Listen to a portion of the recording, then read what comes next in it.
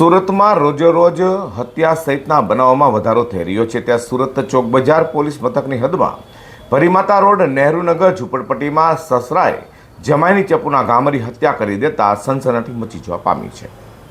સુરતમાં વારંવાર હત્યા સહિતના બનાવો સામે આવી રહ્યા છે, ત્યારે હવે પારિવારિક ઝઘડાઓ પણ હત્યામાં પરિણમી રહ્યા છે। તો સુરતના ચોક બજાર પોલીસ મથક વિસ્તારમાં ભરીમાતા રોડ પર હત્યાની ઘટના બની છે। ભરીમાતા રોડ પર આવેલા નહેરુનગર ઝૂંપડપટ્ટીમાં રહેતા મૂળ ઉત્તર પ્રદેશના યુવાન સલમાનની તેના જે સસરા નાજીમ ઉલ્લાએ ચપ્પુના આડેધડ ઘા મારી ઘાતકી હત્યા કરી નાખી હતી।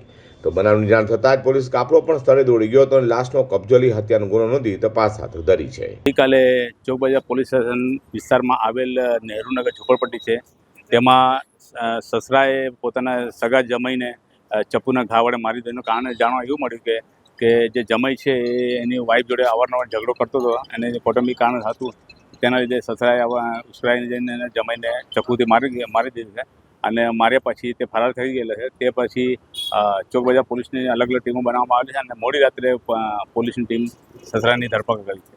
સુરતમાં સતત વધી રહેલી હત્યાની ઘટનાઓ વચ્ચે પારિવારિક ઝઘડામાં હત્યાના પ્રયાસ અને હત્યાની ઘટનાઓ બની રહી હોય, જેને લઈને હવે સમાજ કઈ દિશામાં જઈ રહ્યું છે તે વિચારવું રહ્યું।